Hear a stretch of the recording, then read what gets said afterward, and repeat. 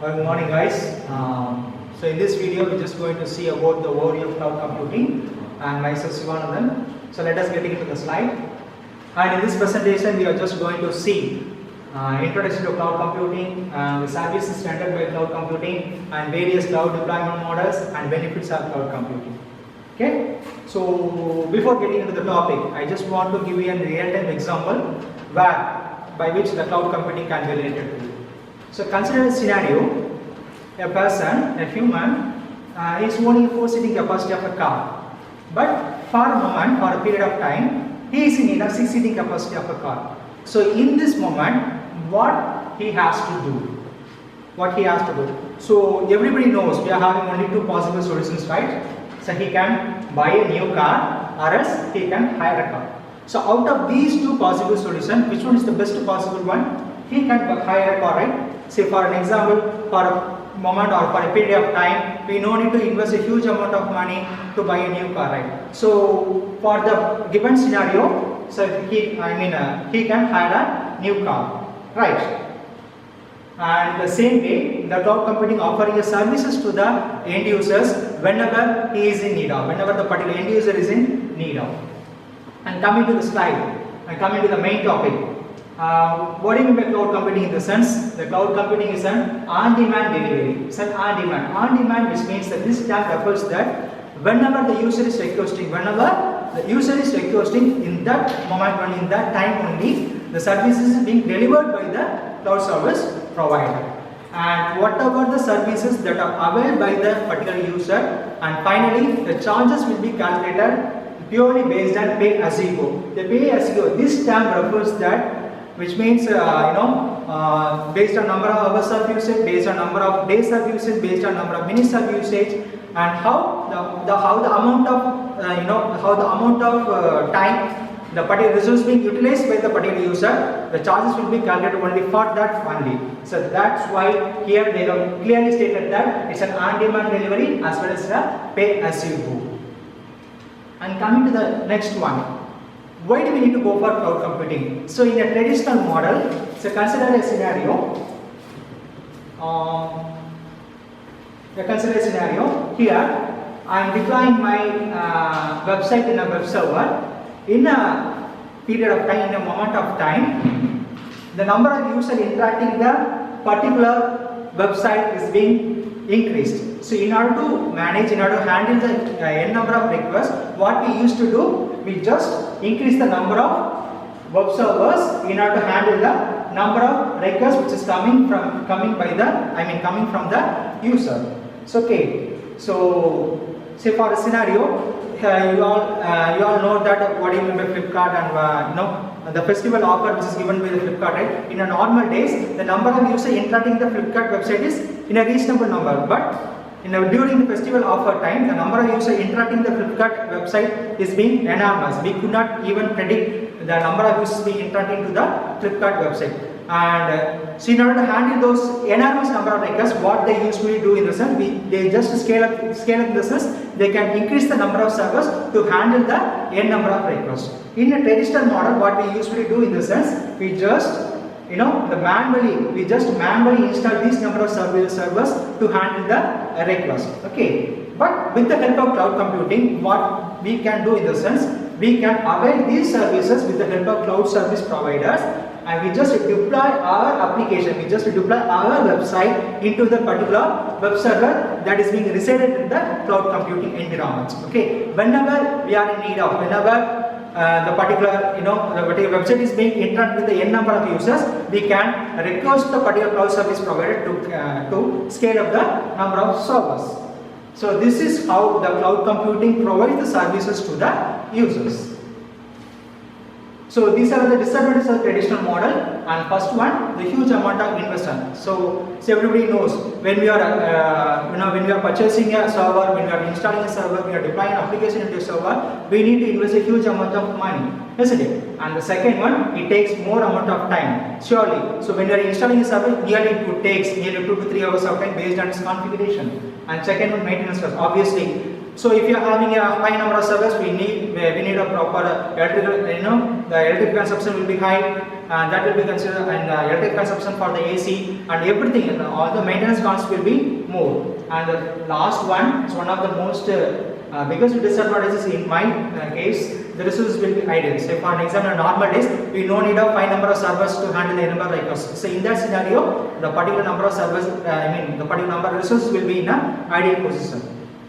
Okay, and these disadvantages can be easily reduced. These advantages can be easily eradicated with the help of cloud computing. So normally, the cloud computing offers 3 types of services. One is software as a services, and second one is the platform as a services, and third one infrastructure as a services. The software as a services in the sense when I am in need of particular software to be when I am in need of consider a scenario where I have to work on some particular software for a particular period of time. I don't need to purchase the whole software. Instead, what I can do, I can approach the cloud service provider to provide the software. I can avail the particular software for a period of time. So likewise, the platform. In a computing environment, what do you mean by platform?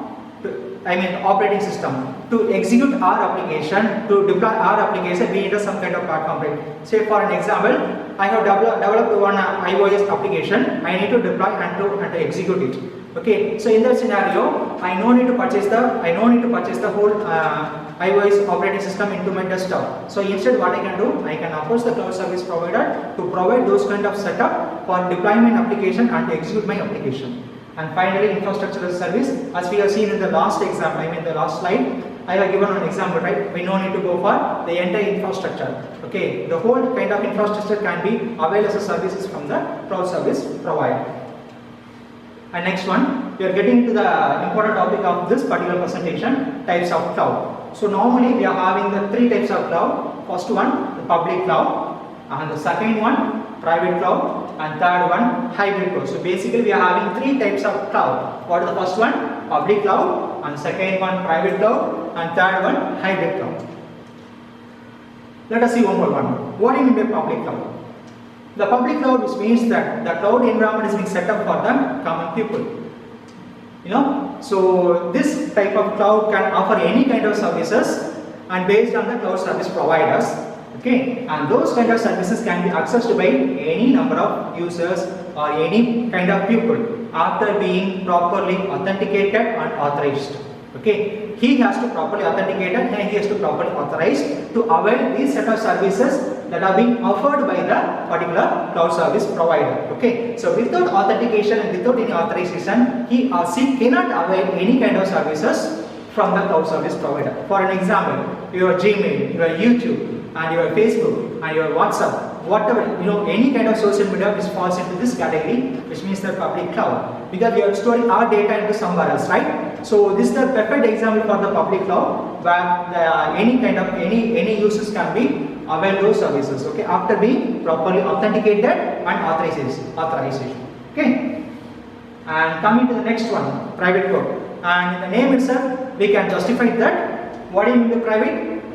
Yeah, obviously correct. So the user who not belongs to the particular private environment cannot even enter into that particular environment. For an example, so here we are setting up the cloud for an organization only. Okay, here we are setting up a cloud for an organization only. The employees who belongs to the organization only have the privilege to access the services which are being provided by the private cloud. Okay, the user who not belongs to that particular organization, they cannot even enter the environment to avail the services. Okay, and for this I can give you a real-time example. In even any kind of MNCs, any MNC company, any multinational companies, they are setting up an own cloud. They are setting up an own cloud environment for providing the services to their employees to execute or to develop their application, develop and execute their applications. Okay. And normal people, as a normal people, we do not have even privilege to enter into that particular MNC's, MNC's private cloud setup. We could not avail any kind of services from that. So this is the perfect real-time example for the private cloud.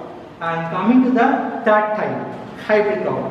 And the hybrid cloud is the mixture of public and private cloud. Okay, and both kind of services can be combined together, and both kind of services can be availed by the user. Okay, so in this scenario, the critical activities, this very confidential activities can be performed by the private cloud, and the non-critical activities which is not being considered as confidential, that can be performed by the public cloud. And these activities can be categorized by the particular environment. Okay, and based on the environment they will be categorized, the critical activities and non-critical activities. The critical activities will be handled by private cloud and non-critical activities will be handled by the public cloud. Okay, and coming to the last part of this particular presentation, and benefits of cloud computing. So we are having n number of benefits when we are availing services through the cloud computing. I have listed some of it. First one, cost saving. Obviously, we no need to invest a huge amount of money for availing any kind of services. Instead, what we can do, we can approach the cloud service provider to avail those services, by which we can easily save our cost. And second one, backup and restore data. Obviously, we are storing our data. To the cloud environment, in the sense our data will be kept secure, our data can be reliable, our data can be highly available. Highly available is nothing but 24/7. Whenever we are opening up our Gmail, whenever we are opening up our Facebook account, our data, we can see our data, what we have stored in the cloud environment, right?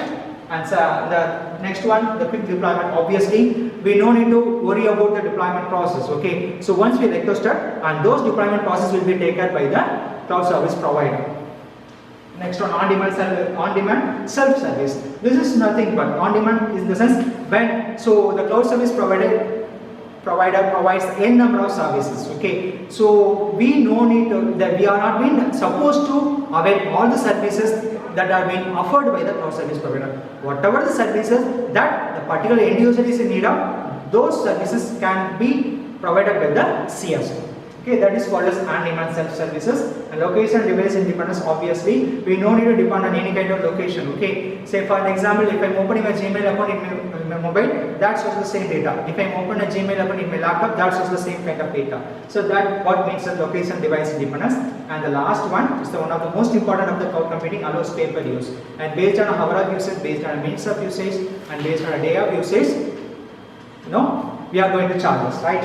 Let us see. Finally, I am going to summary the thing. So we have seen what is cloud computing and the need of cloud computing, and the types of services and the types of clouds, and finally we have seen the benefits of cloud computing. And I would like to ask you that you can send your comments to hod.cac@ac.in. Thank you.